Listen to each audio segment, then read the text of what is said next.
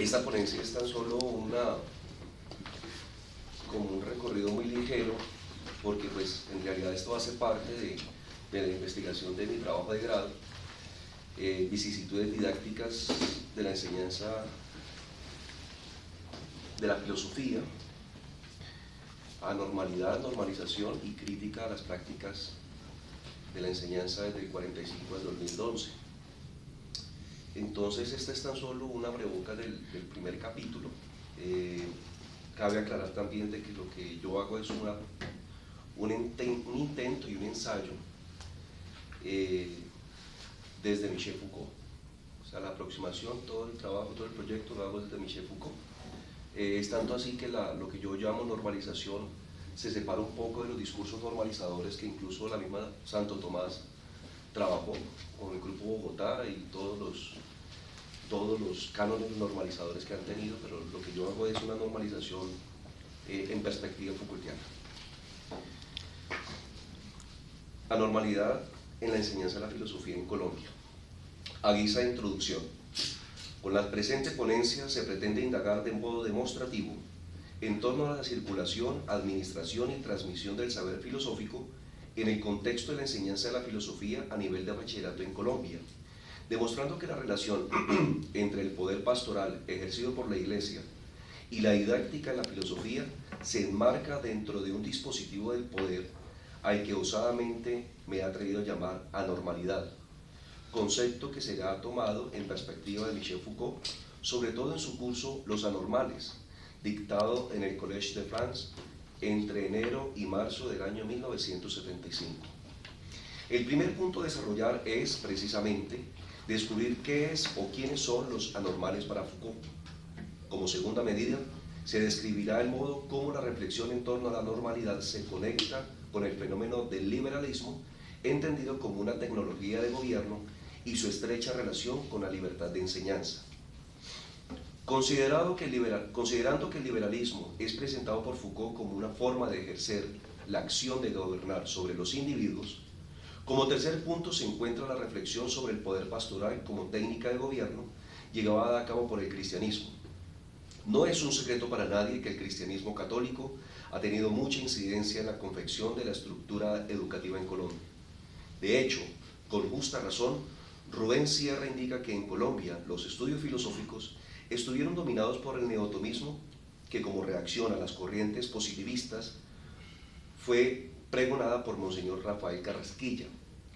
De ahí que se puede inferir la notoria relación entre la Iglesia y el Estado en lo concerniente a la enseñanza de la filosofía en Colombia.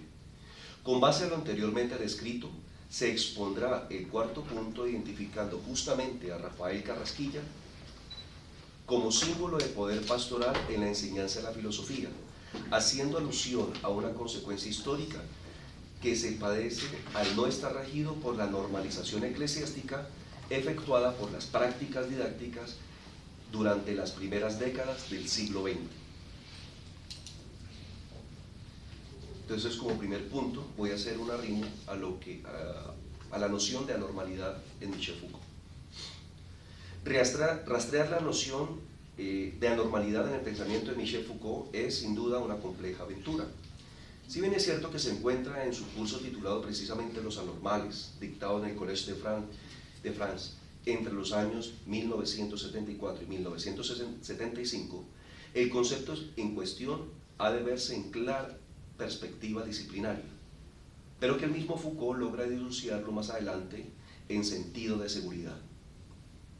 En su ya conocido texto Vigilar y Castigar, Historia de la Prisión de 1976, Foucault hace una clara alusión al poder disciplinario cuyo funcionamiento se lleva a cabo bajo el sustrato de la norma. Este poder disciplinario, entendido como normalizador, se ve simbolizado bajo la alegoría del panóptico de Bentham. En otro referente, como lo es La verdad y sus formas jurídicas, Foucault afirma, cito, el panopticismo es la utopía de una sociedad y un tipo de poder que es, en el fondo de la sociedad que actualmente conocemos, utopía que efectivamente se realizó. Este tipo de poder bien puede recibir el nombre de panopticismo. Fin de cita. Por consiguiente, El normal sería así identificado siempre y cuando se mantuviera bajo las normas que rigen la conducta. El anormal sería entonces el individuo cuya conducta estuviera por fuera de la norma disciplinaria. Será la normalización disciplinaria el garante principal que se encargue de asegurar la cura del individuo delincuente cuya conducta atente contra el estado normal de la población. En su clase del 8 de enero de 1975, Foucault, ubicando el uso de la noción de la normal bajo una connotación estrictamente psiquiátrica, explica que la normal se encuentra ubicado en medio de tres extremos: uno el penal, el segundo el psiquiátrico y el tercero el sancionativo. Es decir, que la normal debe pasar por el discernimiento de tres cuestiones, a saber, la peligrosidad, la sancionabilidad y la curabilidad. Una vez aplicado este triángulo demostrativo de la condición de la normal, se pasa así a ejercer una técnica de normalización cuyo objetivo es encargarse del delincuente, o bien para sanarlo, o bien para readaptarlo. De ahí que el surgimiento del poder normalizador se dé dentro de la relación copulativa de las instituciones judiciales y las instituciones médicas. 8 días después de estas ideas expuestas en su curso, Foucault retoma el concepto del poder de normalización y, por supuesto, la noción misma de los anormales. En relación a este último, Foucault es claro al sentenciar que bajo dicha categoría no se cobijan ni los delincuentes ni los enfermos, contrario quizá a lo que ya días anteriores había afirmado. Entiéndase bajo anormales todo aquel que padece el degrado de lo normal a lo no normal. Esto debido a que existe una ausencia de conectividad entre la regularidad judicial y la normatividad médica. De esta ausencia emerge propositivamente un tercer término, como afirma Foucault, que está representado en un poder que ni es jurídico ni es médico. Es el poder normalizador.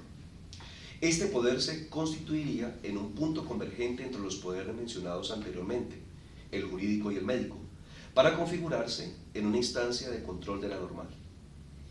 Es tal el interés que demuestra Foucault en este problema de los anormales, no como enfermos o delincuentes, sino como sujetos excluidos, que incluso se lanza a realizar una genealogía de este concepto, cuestión que no se abordará ahora en profundidad dada la amplitud del tema.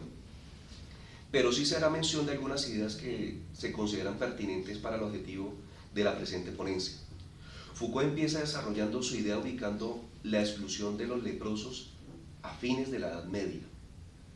La expulsión era una práctica a través de la cual se ponía a distancia al infectado.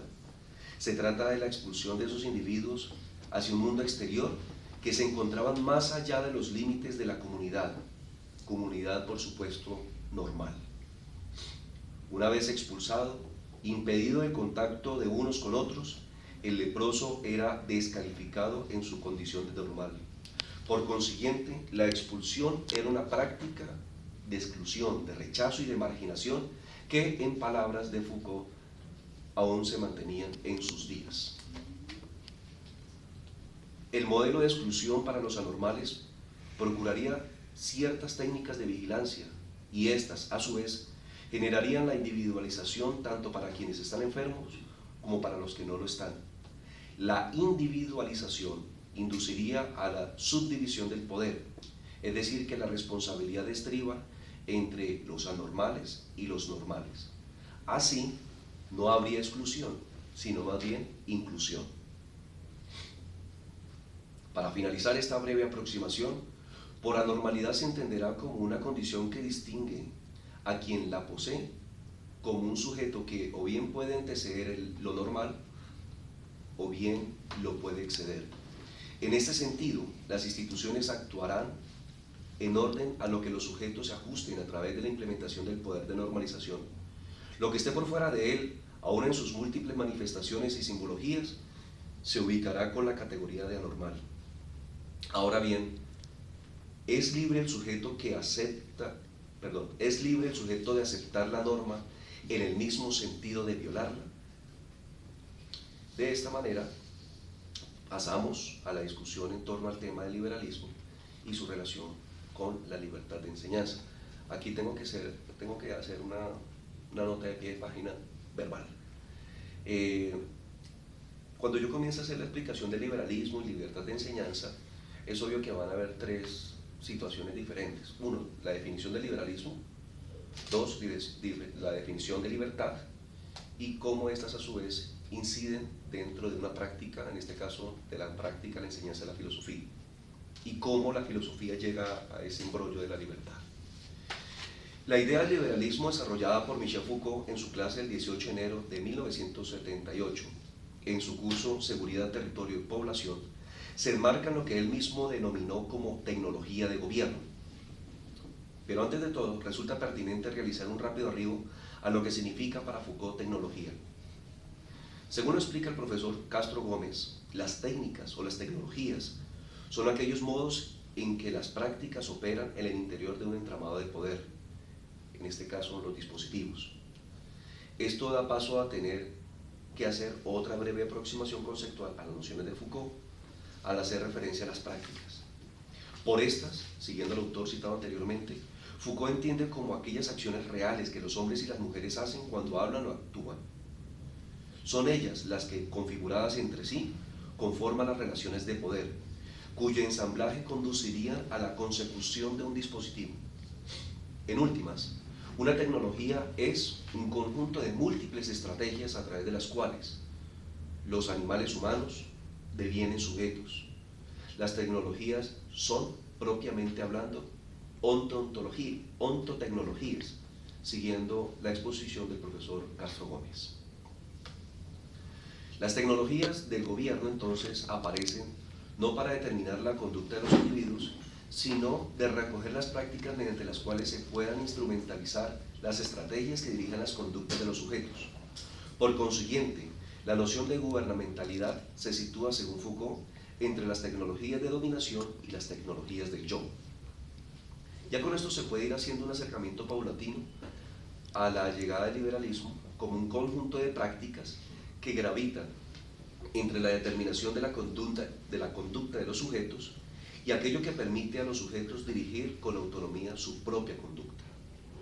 En esta dirección, Foucault desarrolla una explicación acerca de los rasgos de los dispositivos de seguridad hasta desembocar en el liberalismo. Comienza su análisis sobre los dispositivos de seguridad a partir de la relación del gobierno con un hecho concreto, el de la escasez. Este es como el ejemplo que pone Foucault para explicar el liberalismo. Este hecho no se refiere solo a la simple ausencia de alimento, sino al estancamiento de la circulación de estos.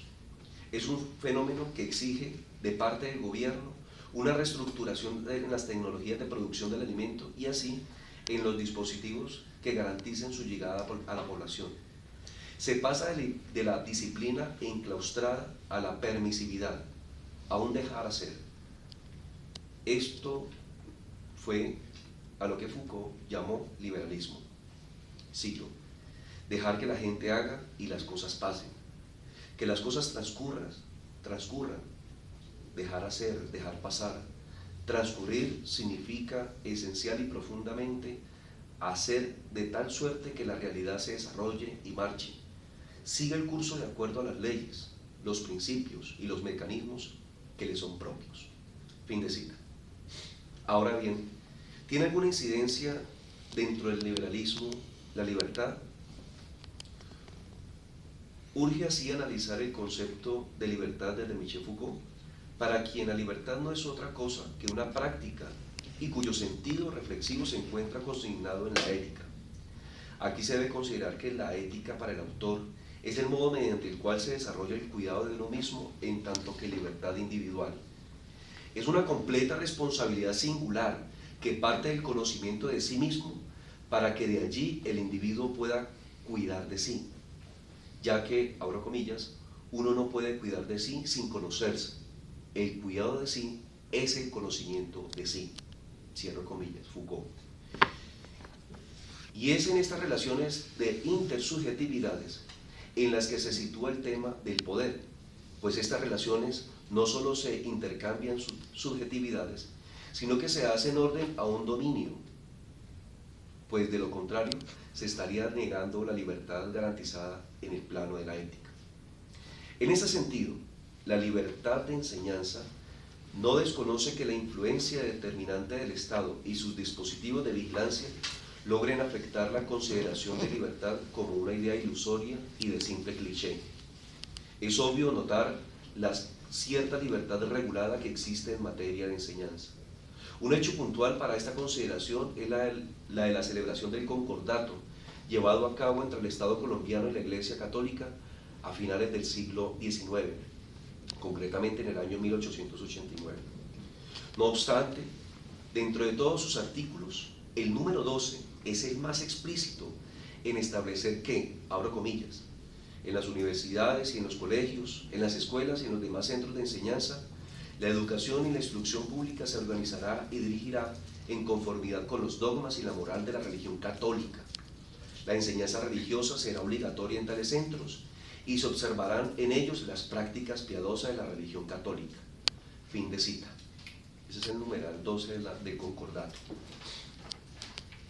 Esta ligación entre la Iglesia y el Estado responde más a una racionalidad política que se circunscribe a un dispositivo de seguridad del Estado colombiano por mantener subordinados a unos individuos bajo estrictas normas de pensamiento y conducta.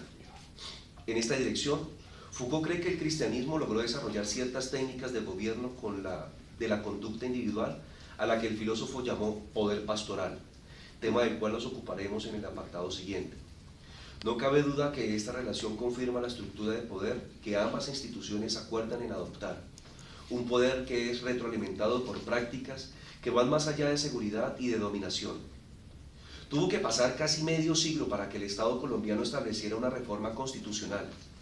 En 1936 se logra reformar el Pacto del Concordato en materia del culto, pues se logra descentralizar las prácticas cultuales, dejándolas a bien común, sin necesidad de estar supeditadas a la norma constitucional. Es decir, que cada quien puede ejercer el culto que desea conveniente, aun cuando no sea la religión católica. Pero en materia de enseñanza, la Iglesia Católica seguiría manteniendo el manejo, organización y dirección. Tercer punto, el poder pastoral y la enseñanza de la filosofía en Colombia. El objetivo principal de este apartado será el de intentar relacionar la noción de poder pastoral expuesta por Foucault con la enseñanza de la filosofía en Colombia, al fin de demostrar que el poder eclesial había logrado adquirir un gran dominio en la práctica de la enseñanza de la filosofía. Se trata, por consiguiente, de un aspecto muy delicado que exige una postura frente a los fenómenos que la envuelven. ¿De qué manera se podría relacionar el poder pastoral con la didáctica de la filosofía en Colombia a nivel de bachillerato?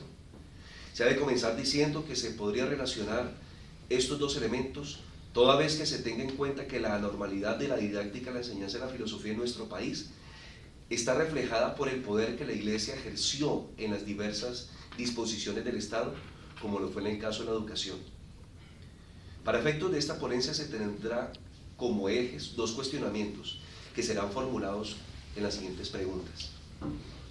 La primera de ellas, ¿cómo se evidencia el poder pastoral en la didáctica de la filosofía en Colombia? La segunda, ¿qué ocurre cuando no se hacía parte de la norma de la anormalidad de dicha didáctica? Para este cometido se comenzará haciendo un arrimo a lo que Foucault afirmó acerca del tema en cuestión, es decir, el poder pastoral. Este problema, el del poder pastoral, aparece como un problema de gobierno. En el curso ya citado, de 1977 al 78, Foucault comienza analizando lo que serían los dispositivos de seguridad para luego desembocar en el concepto de población.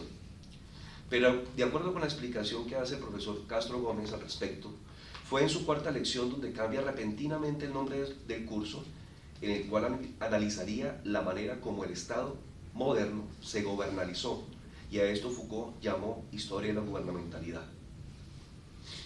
La idea que se propone Foucault explicar es que la práctica de gobernar ejercida en el Estado moderno bebe de dos fuentes principales.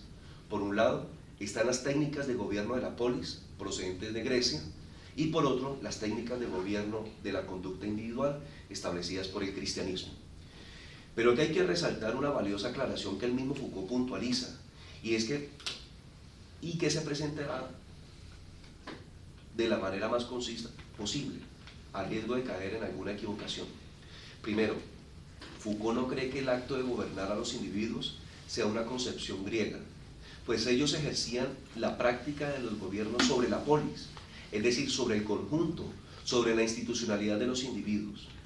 Esto explica el por qué los griegos velaban más por el deseo de gobernar las ciudades y no directamente a los individuos.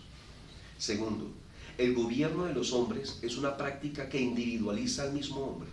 Aquí Foucault insinúa que el origen de este poder se debe remontar a un oriente precristiano y luego un oriente cristiano, de donde emerge lo que se conoce como un poder de tipo pastoral. Esta idea demuestra la clara influencia de la mentalidad semita, Oriente Medio, en donde la alegoría del rebaño del pastor, el redil, la grey, hacen parte de su filosofía. La consolidación del cristianismo como institución eclesial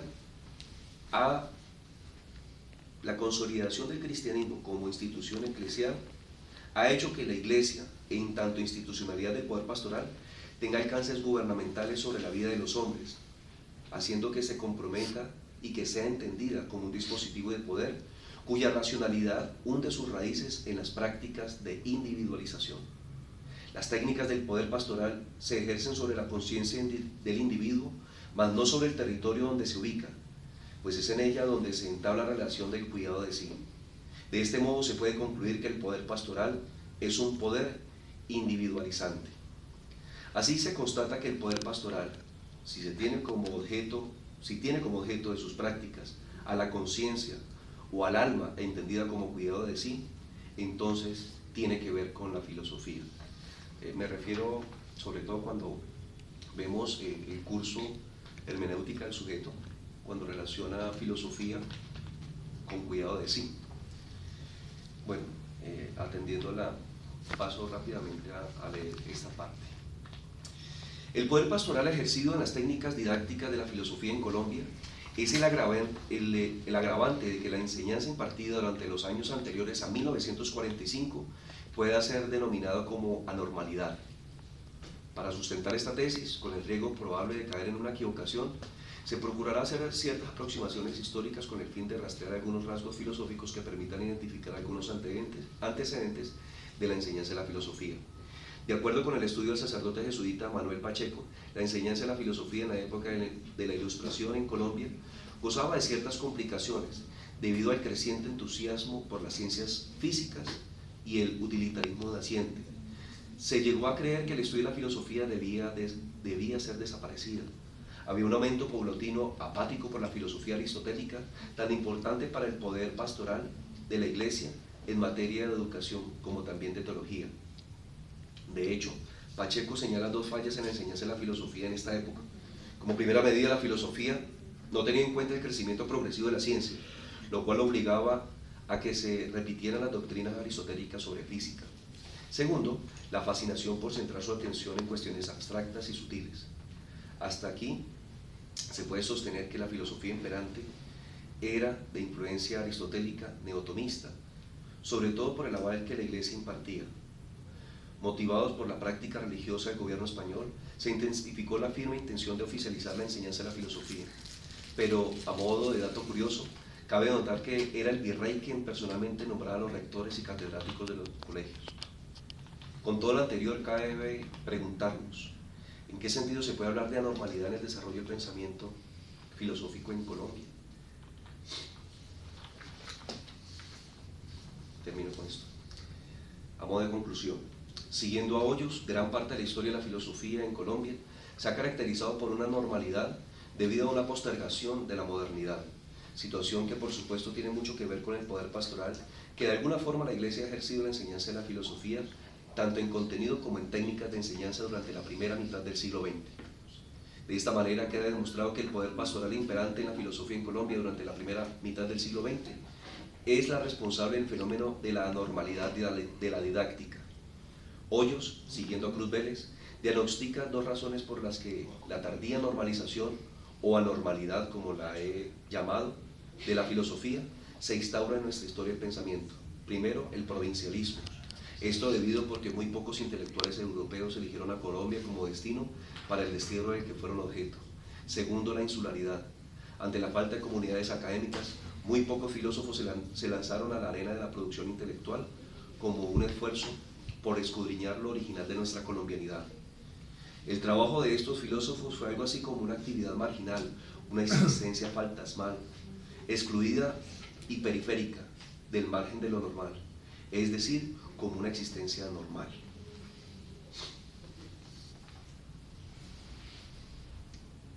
Bueno. Si lo normal es lo que está regido por una norma, es decir, lo que dispone como el deber ser por obediencia de dicha norma, ¿qué ocurre con aquel que no obedece? Es decir, con el anormal. ¿Qué ocurre con los sujetos anormales frente a aquellos normales, denominados así por ellos mismos, pero que a su vez son anormales, denominados así por otros? ¿Qué podría pasar con aquellos filósofos cuya existencia fantasmal, como hablaba anteriormente, se resistía al poder pastoral anormalizador del neoescolasticismo y el neotonismo?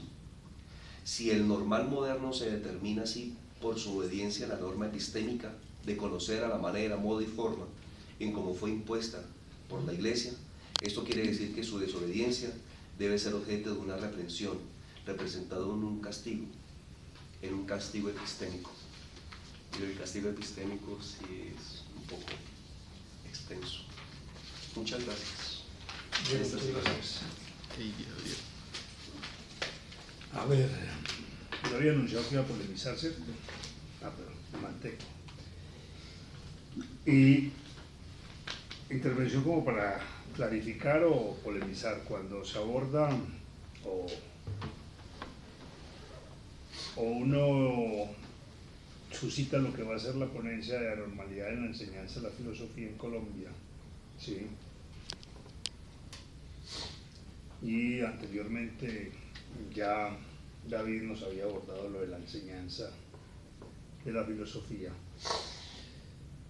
Usted tomó ahí el marco de Foucault, en donde el concepto de práctica de Foucault no es la práctica tradicional y mucho menos el acercamiento a la didáctica. Mire, que hay algo que ha estado en dominación frente a la filosofía y quien ha sido relegada ha sido la didáctica, ¿sí? Colombia apenas se lleva 30 años intentando crear una episteme de la didáctica y no se ha podido. Ni siquiera la filosofía, que sería la llamada, podría hacerlo. Se burló en el tiempo de lo que se llamó la pansofía, ¿cierto? Es decir, la primera que hizo burla de lo didáctico fue la filosofía, ¿sí? Con lo pansofía, porque enseña todo, de todo a todos, ¿sí? Y logra otras esencias. Hasta que llega Kant, con el Tratado de la Pedagogía, y eclipsa toda la evolución de la formación y la institucionalización de la educación. Y se dan una corriente mayor, que es la norteamericana, que más daño le hace al mundo, que es con Bobbitt en la visión del currículo, y que es el que verdaderamente se incrusta y se instala en la educación, y hoy nos vemos abocados a currículos, ¿sí? O a currículas, pocas veces, y sobre todo en estos lenguajes un poco feministas, en donde queremos llamar todos y todas, pero el currículo lo dejamos muy masculino, cuando su esencia es femenina. Entonces todas estas disparidades lingüísticas que a veces dan no son capaces de sostenerse entre los géneros. Y la didáctica, entonces, se ha quedado como eso, el arte de enseñar. Ha sido minorizada de muchas maneras. Cuando nos hace este recorrido y nos ubica en una época fundamental que quizás, así como lo enuncia, apenas estás explorando él, ¿sí? pues estás explorando sobre todo la pastoral, ¿cierto? O la visión de la iglesia en esto. En el marco de lo que se ha transformado hoy en día la enseñanza, uno sí dice traer el término de anormalidad y normalidad en la enseñanza como norma, ¿cierto? Como imposición, como línea, como lineamiento, como establecimiento. Pues uno dice, oígame, si la enseñanza de la literatura sigue, de la filosofía sigue en la línea de la disciplina, de la línea histórica, ¿sí? Se hará más difícil encontrar cómo ha sido la práctica de la enseñanza de la filosofía cuando quienes están en las aulas, ¿cierto? En ocasiones, y esto es para problematizar, se quedan apegados a una corriente de seguir enseñando historia de la filosofía, ¿sí? Y no a filosofar. Sí, pues, lástima que el compañero se fue, porque al finalizar, en una aclaración que él hacía, incurrió en dos imprecisiones pues, bastante curiosas. Primero, pues, en torno a las pruebas saber, tanto PRO como la de 11, por ejemplo. En mi trabajo de campo pues yo tuve la posibilidad de entrevistar a alguna gente del ICFES, personas pues, que se encargan de diseñar estas cosas, porque uno de mis pretendidos fue demostrar que el ICFES es un dispositivo, y es un dispositivo de seguridad epistémico, ¿sí? Es un dispositivo que vigila, pero que esa vigilancia involucra en sí mismo y de forma interna prácticas y discursos que son discontinuos, ¿sí? Y en la mitad nos encontramos tanto quienes ejercemos la docencia en colegios como en universidades. Veo en esto una gran urgencia, porque lo que usted dice, profesor, es muy cierto, en el sentido en que poco se ha tomado con la seriedad y la rigurosidad del caso de entender la didáctica de la filosofía como un problema mismo de la filosofía, sabiendo que la enseñanza misma no puede verse desencarnada ni desligada de la misma filosofía. Es que, de hecho, el vientre donde se gesta todo el trabajo filosófico es la enseñanza. E irónicamente, poco se le ha dado como ese estatuto epistemológico a la misma didáctica. Y precisamente por eso me he lanzado a esta aventura, porque eso ha sido toda una aventura. Y sobre todo con Michel Foucault. Con riesgos. Y con riesgos, sobre todo, porque en el segundo capítulo de mi trabajo, precisamente, que es donde yo hablo sobre la normalización, que los subtítulos son anormalidad, normalización y crítica de las prácticas. La normalización, entonces yo comienzo a ver los antecedentes de normalización, ya la profesora Teresa, pues yo hablé con ella, y pues resulta que lo que ellos llaman normalización es toda una sociología del saber. Cuando comencé yo a hacer el ensayo de armar una genealogía, le decía al profesor, pues eso es un intento genealógico de normalización, y es la normalización de la enseñanza de la filosofía en los colegios, de irme a internar al Ministerio de Educación, escarbar los decretos, irme a la Constitución, buscar los textos de época, porque incluso hay en la Biblioteca Nacional un texto de 1919, a partir de ahí comencé a hacer mi rastreo, que lo ubico en el 45 pues para no generar tanto problema. Entonces todo este trabajo de archivo me lleva a eso, a armar una normalización de la didáctica de la filosofía a nivel de bachillerato, cosa que yo le decía al profesor, no sé por qué le gusta y tanto que se le ha dado, por ejemplo, el Grupo Bogotá, editar 2 libros para la enseñanza, otros 2 textos para que fueran utilizados y esto, pero no tener como ese proceso genealógico del que yo pensaba. Entonces, es que mire Diego, entre tantas cosas, uno, para el proyecto que tú estás trabajando sería bueno revisar Olga Lucía Londoño, unas prácticas pedagógicas en Colombia, que creo pues que es lo más, sí, señor. Lo más sólido, ¿cierto? Y 2, el Ministerio de Educación, después de la Ley 115 y lo emanado por el primer plan decenal, al cual los maestros y los filósofos nunca nos acercamos, ¿cierto? Planteaba la necesidad de construir unos lineamientos curriculares. El más demorado es el de filosofía.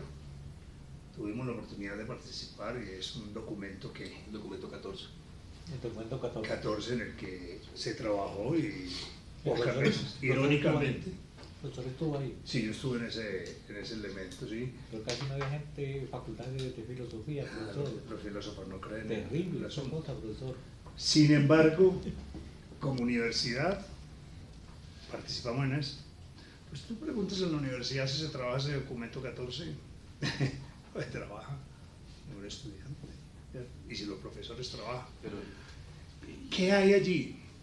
Allí se creó la necesidad de volver a abordar. Y hoy se han hecho, desde la dejamos 8, Sí, sí. de volver a retomar.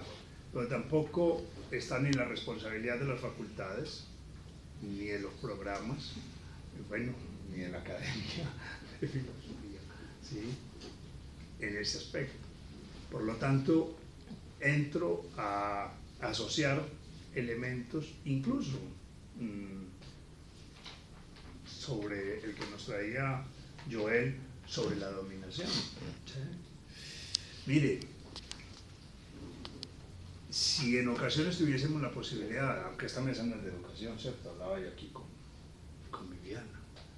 Yo venía a esta mesa con tendencias, a buscar cosas actuales. Los que me escucharon desde el principio, Viviana misma me miró y dijo, uy, va a ser más crítico que no. Yo quería buscar hacia dónde van las emergencias en la filosofía. Sí, lo que incluso en mi ponencia me hicieron un cambio de faltando 8 días, porque mi ponencia estaba en la mesa de educación. Y luego cuando yo veo que en la educación ahorita estábamos haciendo un rastreo, ¿cierto? Pero no aparecía Y ningún. yo dije, oiga, me llama la atención de cuántos durante el Congreso, incluidos la mesa de educación, abordan el problema de la enseñanza de la filosofía. Y abordar el problema de la enseñanza de la filosofía es abordarlo desde la concepción de dominación, es abordarlo desde la concepción de la urgente responsabilidad que tenemos de descolonizar los saberes, porque es que fíjese, Somos colonizadores. entrar a mirar cómo han sido esas prácticas. Exacto. Esas prácticas en Colombia, bajo un dominio fundamentalmente religioso, ¿cierto? Pero listo, Exacto. también hubo una ruptura, y una ruptura en que la academia puede apropiarse. Y usted decía, es que hay 2 horas, pero está curriculizada allí. Sí, sí. Y es un relleno de religión, de ética, incluso el que nunca está formado para eso aquí en Colombia, para Joel, ¿sí? No sea en Perú. Estudió filosofía y se cree con el derecho de enseñar cátedra de sociales o de historia, ¿cierto? Porque no hay más como complementarle aquí sus horas académicas. Y manicruzados todos, no hay cuántos, yo creo que ustedes todos son estudiantes. Cuando tengo la oportunidad con mis estudiantes, les digo yo, mire, no conozco la primera empresa que diga empresa Foucaultiana, no, ni Habermasiana, ni de ninguno de esos, ¿cierto? Todos los maestros terminamos en la enfermedad de la docencia sin la ciencia, ¿cierto? O incluso con la enfermedad de la ciencia en la docencia, ¿cierto? Vivimos de la docencia, pero parece que le queremos colocar piedras a todo ese elemento y no rescatamos ni la epistemia ni todas las problemáticas que nos trae la filosofía a eso. Ahí es donde nos saluda todo el ejercicio que hace en Bogotá sobre este rescate ontológico, ¿cierto? Y creo que la enseñanza literaria... Pues de hecho, profesor, yo entré en diálogo con el grupo de la pedagógica del profesor Germán, de filosofía y enseñanza de filosofía. Vargas. Ya, sí, con el profesor Germán Vargas. Ya entramos en ese diálogo para ver cómo se genera algún tipo de trabajo interinstitucional, porque si hay algún tipo de interés, por lo menos iniciar con mi propuesta investigativa de grado. Y porque de hecho yo decía, pero es que en parte uno de mis objetivos de hecho también era demostrar que la incidencia del poder pastoral es de alguna manera una clara demostración de las herencias coloniales eclesiásticas.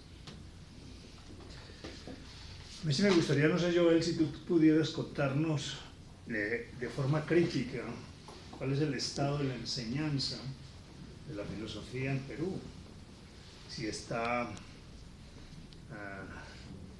normalizada o anormalizada, por utilizar el término en la última ponencia, ¿sí?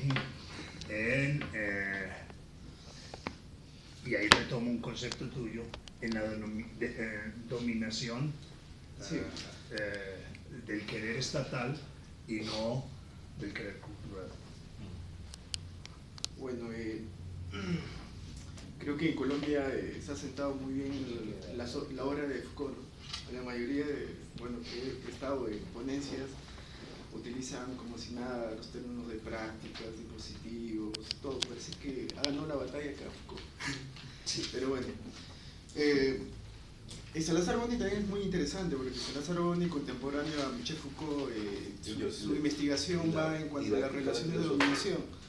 Justamente, digamos, Santiago Castro Gómez, en la crítica de la razón latinoamericana, hace una crítica a Salazar Boni, y yo lo veo una crítica muy sesgada, porque el profesor Santiago lo que hace es sacar algunos fragmentos de algunos artículos y no complementarlos con todo un desarrollo que Augusto Salazar Boni hace.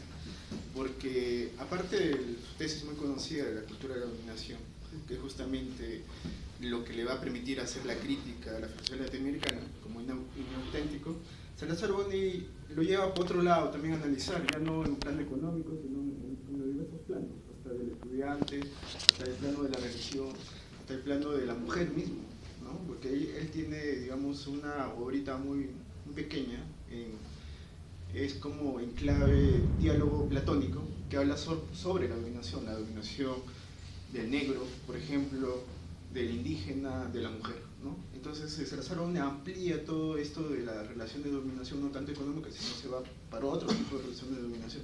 Y que justamente estoy trabajando en ese sentido, rescatando todo ese material que tengo, y claro, y también en cierta manera relacionarlo a Foucault, porque también Foucault me interesa bastante para una ampliación metodológica de la historia de las ideas.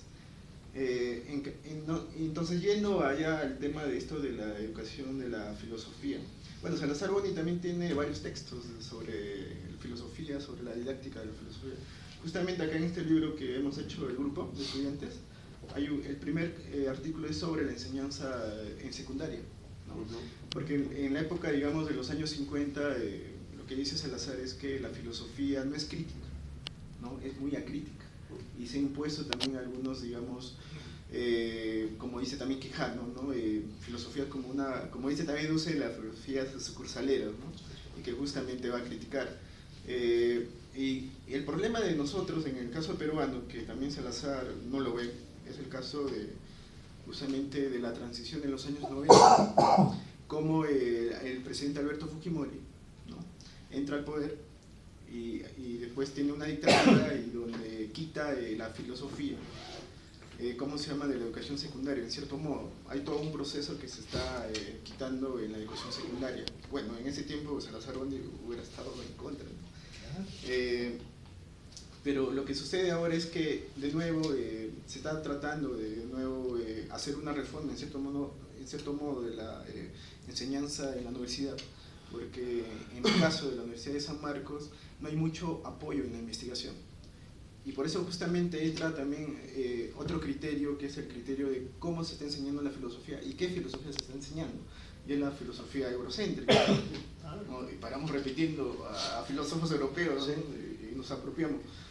hay que tener mucho cuidado, ¿no? Con quién podemos dialogar y que también darnos cuenta que estamos recepcionando todas esas prácticas y nosotros mismos somos una práctica de, digamos, de poder, de legitimar algún discurso fuera de nuestro contexto. Y que justamente es eso, ¿no? Yo pienso que la filosofía debe entrar, ¿cómo se llama?, planes curriculares en torno a pensadores de cada región. Por ejemplo, de acá de la filosofía debe entrar la filosofía colombiana, ¿no? Sus autores también. En Perú estamos en cierta manera en esa batalla donde se enseña a filósofos peruanos en la currícula de enseñanza de los 5 años que tenemos. Tan solo tenemos tres cursos, que es filosofía del Perú, 2 semestres y un semestre de filosofía latinoamericana, que debería ser como 4 o 5, ¿no? Pero tanto 5. Aquí sucede lo mismo. Tranquilo. Y entonces, yo creo que escasamente vemos filosofía colombiana. Y justamente eso es el punto. Bueno, yo sí, no sé, también yo te digo, ¿no? ¿Por qué Foucault, no? Que no hay pensadores colombianos que analizan la situación sociológica, política, económica, ¿no? ¿Por qué tanto Foucault? No debemos ir más que Foucault. Ir con Foucault y más allá de Foucault. El problema es que en el caso de... tomar a Foucault es como una caja de herramientas, dice Foucault, ¿cierto? O sea, lo que dice Foucault, no me tomen a mí por ser yo, sino tomen lo que yo hago y ahí, a partir de ahí hagan. Instrumentalizar. Claro, que es lo que, por ejemplo, este compartir es precisamente un intento, un ensayo en eso. Decir que todo el embrollo, todos los discursos y las prácticas de poder ejercidos por la Iglesia, entrecruzados en tiempo y en espacio, y que a eso le demos un nombre de anormalidad como dispositivo de poder. Pues Foucault no es que Foucault ni siquiera le da el nombre de anormalidad a un dispositivo, es la contextualización que yo he hecho acá. Entonces, en ese sentido es tomar a Foucault como una herramienta y no es simplemente copiar a Foucault o comentarlo, porque ni siquiera lo comenté, simplemente lo contextualicé para encauzarlo al pretendido, que era proponer una tesis que era: ¿existe un dispositivo o existe un dispositivo de poder? Sí existe todavía, ¿no? Hay muchas, esto me detiene un poco. Entonces hay algunos dispositivos de poderes, en este caso existió llamado normalidad, ¿sí? Que tuvo sujetos, que tuvo prácticas concretas, que tuvo dispositivos concretos y que también involucró tecnologías. Okay. Ahora, ¿por qué no coger a un autor colombiano y abarcar el problema de la enseñanza de la filosofía desde ese autor colombiano? Yo he intentado hacer ese ejercicio, yo lo he intentado. Intenté con Danilo Cruz Vélez, intenté incluso con los mismos aquí del Grupo Bogotá, ¿sí? Entonces, incluso, bueno, con Guillermo Hoyos, etcétera, etcétera, etcétera. Pero yo voy a leer al profesor Hoyos y eso es retomar a Husserl, ¿sí? Y voy a hablar con el profesor Germán Vargas Guillén y es hablar de lo mismo. De Husserl. O sea, para él existe antes y después de Husserl. Sí. Claro, justamente ese es el problema. La recepción pasiva que nosotros tenemos del pensamiento filosófico. Claro, hay una recepción pasiva. Por ejemplo, si tú te das cuenta, digamos, en el caso de Husserl, en el caso de Foucault, en el caso de Marx, en el caso de Hegel, ¿no? Que comienza con un estudio fenomenológico de la sociedad, ¿no? Del mundo de la vida. Parte ahí y estructuran todos sus métodos.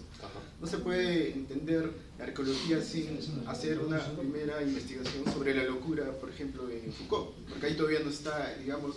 ese es un primer periodo. Claro, es un boceto de todo eso. Entonces, la idea es nosotros, como latinoamericanos, hacer una investigación también histórica y a partir de esa investigación histórica trazar algunas herramientas conceptuales, lo que hace Foucault. Por ejemplo, no necesitaba mucho Foucault. Incluso yo le compartí al profesor y le dije, me voy a arriesgar a algo bien, porque pues con el profesor Santiago hemos tenido una comunicación de hace año y medio, ¿no? Profesor Anamina, hace más o menos un año y medio, y de él me leí tanto la Ibris como Tejidos.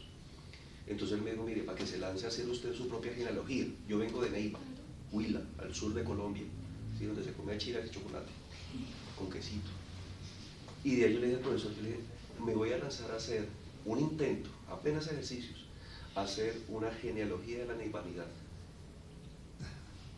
Porque si hay genealogía de la colombianidad, ¿por qué no haber una genealogía de la neivanidad? Tomar a Michel Foucault y buscar a ver dónde hay biopolítica en Neiva, cuáles son los discursos, el discurso ferroviarios, los discursos ferroviarios, la racionalidad de flotantes. Esas son las categorías que Foucault no me lo ha dicho y que en mi ejercicio lo he creado. ¿Cómo son los discursos hidroeléctricos? Entonces, ¿cómo es eso que la racionalidad de flotante? Pues porque el mismo municipio atraviesa uno de los ríos más importantes de Colombia. Nace inclusive, nace en el sur, que es más en del Huila que San del Cauca, en la laguna de Magdalena, más más del Huila que el Cauca. Es que mire la reacción, cuando Joel llegó y empezó a hablar, estaba contando un problema que están viviendo allá y que nosotros nos está acabando aquí. La minería. Y eso es como la violencia en Colombia, Joel. Sí. Espere que aquí la gente... eso sucede, ¿cierto? Mire, si hay algo bien antagónico, es, incluso en el marco del Congreso, ¿sí?, de hablar de descolonización, cuando hemos visto todas las prácticas mutaciones de la colonización, ¿cierto? La economía, es decir, vuelve España y se toman los bancos, vuelve... El deporte. Es una neocolonización. Y el problema de la minería, que está arrasando toda América, el que queda aquí en Colombia piensa que solamente Santurbán es el único que reaccionó, ¿cierto? No, miren, no hay pueblo en Colombia que no esté, como ya todo es petróleo, oro. no es solamente lo geopolítico, sino lo geoestacionario. Es que mire que el término geoestacionario es que hay arriba de nosotros, por fortuna aquí no, ustedes sí lo tienen muy cerca, ¿sí? Hay una geoestación que es capaz de leer presencias de riquezas, que es lo único que le interesa. Perú no es exento como Colombia, ¿cierto? Pero tampoco lo es Nicaragua, donde está la presencia china, por todo este asunto. La gente feliz que llegue China nuevamente. ¿Sí? Costa Rica está colonizado, perdió islas, perdió territorios donde ni siquiera un costarricense puede hospedarse, ¿cierto? Alguna vez decía, lo voy a decir en el marco de este congreso, ¿sí? Siquiera en Colombia, por fortuna teníamos guerrilla, ¿cierto? Después de que no haya guerrilla, la colonización se amplifica, como lo tiene Ecuador en aguas,